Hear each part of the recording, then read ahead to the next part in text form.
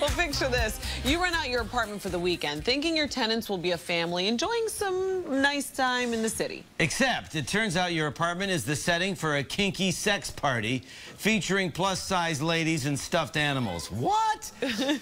This actually happened to comedian Ari Teman, and he's not laughing about it, but he is joining us to talk about it. First off, I'm shocked. You'd put this listing on Airbnb, which is a reputable site where people can just rent out their apartment for a brief period, right? Exactly, yeah. And a guy said he's looking for his brother and sister-in-law because he didn't have room for them. I'm guessing because of the orgy. Right. And then I came back to pick up my suitcase, and there was a posse, if you will, of about 18 individuals outside.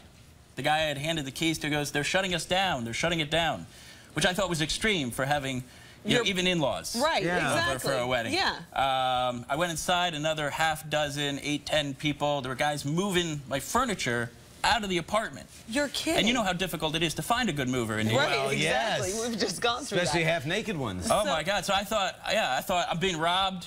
I thought I'm being robbed, and also, hey, they really opened up the space. You have a whole new floor plan. No, had you done this before? Like, had you had rented, an orgy? No, rented out. This is the morning show. Yes, exactly. Had you rented out your place before to Airbnb? Yeah, I've rented it out. I've had a great experience, to my knowledge. Okay. Haven't walked in on anything of this sort. So what does your landlord say when this is all going down? Because I'm sure that you ran into him. Going down is an interesting choice of phrase. Oh, my God. Honestly, everything is. But, yeah, they're not thrilled.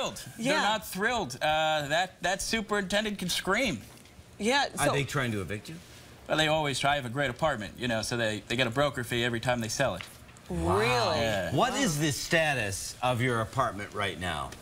Dirty? Really? Yeah.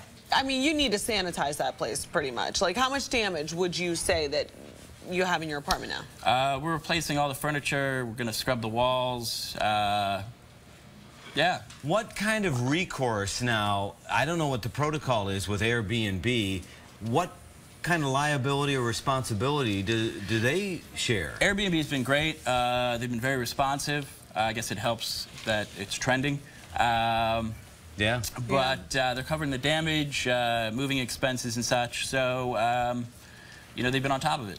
Right, but you always have to look at the glass half full. I mean, now you have an entirely new stand-up act. I mean, this really is kind of like a favor each of you know, because this is what you can go ahead and talk about. Yeah. So how quickly is this going to make it into your, do you have the jokes just... Yeah, I mean, I'll be on stage tonight talking about, you know, some sordid affairs, and we'll see what happens and what works. But how skeeved out are you? I mean, I would never be able to sleep there again. Well, I'm in a hotel. No, but when you go back, are you prepared to move back in? And well, we had one of the guys from I guess your nighttime news in the apartment, and he went to sit down, and the camera guy was like, "Whoa, whoa, whoa, don't!"